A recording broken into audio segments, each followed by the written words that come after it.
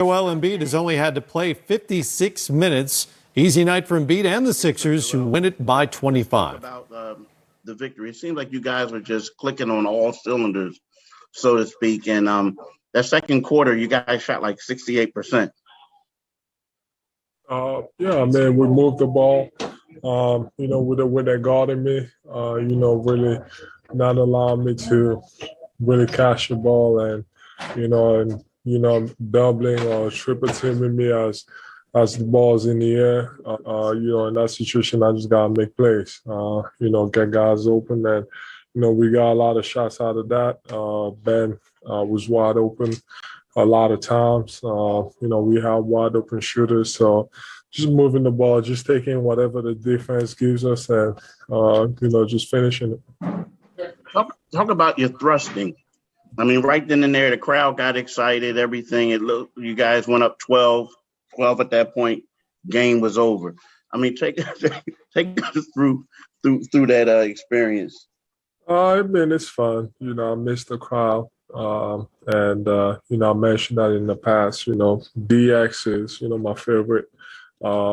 Triple H and Shawn Michaels, my favorite wrestlers.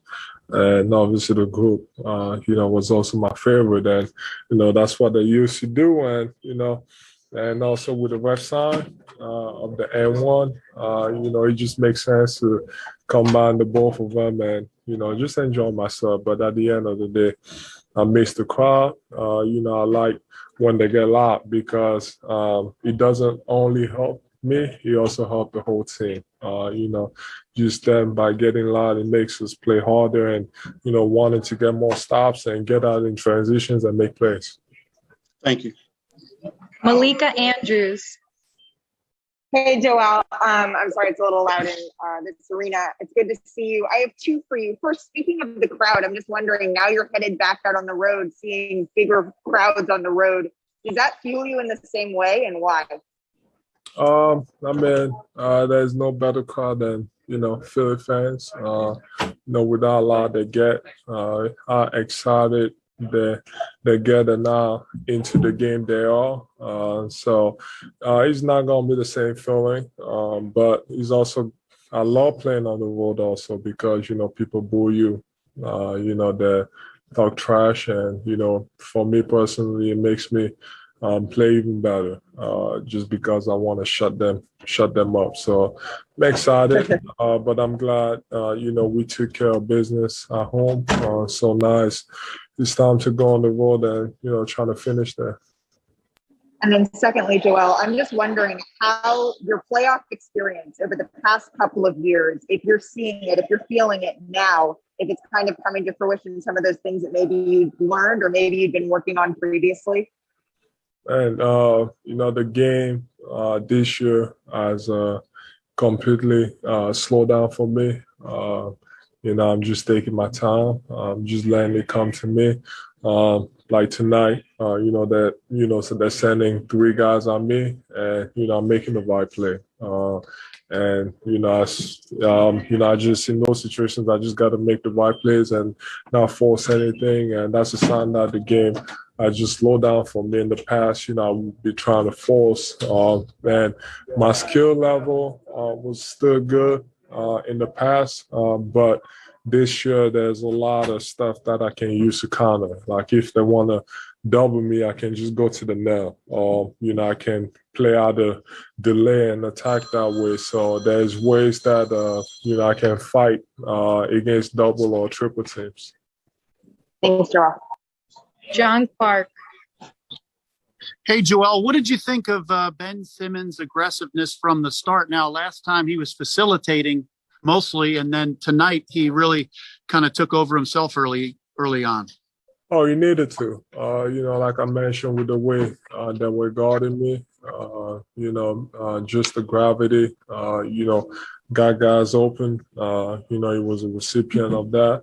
He was just aggressive. Whether it's, playing one-on-one with, the other guys not helping. I saw my man just the whole game that just didn't want to leave me alone. So I just told him, I was like, you got all the space and all the time in the world, just attack, just be aggressive. just one-on-one. And, he's physical, he's athletic, and he can make plays. So he was great tonight, and we're going to need him to keep being that way. Thank you.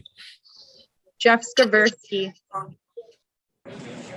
Hey, Joel, another Ben Simmons question. Does it show his versatility and just how dangerous he can be when he can score the way he did tonight, and then in game one he can facilitate and provide all those assists? Does it show just how dangerous he can be? Oh, yeah, for sure. Obviously, every game there's adjustments. The first game, he took what the defense gave him, and, he made plays. He got guys open. He had 15 assists. Tonight, he saw that they didn't want to leave me alone, and he had a lot of space with a one-on-one matchup, and he took advantage of it, and that's great. We need that versatility. So, like I said, we're going to need him to keep being aggressive and dominating. Kai Carlin. Hey, Joe. From the beginning of the game, it seemed like the Wizards sent a lot more aggressive double teams early at you, and you were able to kind of make quick adjustments pretty early on, honestly. Was it easier for you to attack double teams with the way Washington was sending them? It just seemed like it was just easy to kind of pick apart for you.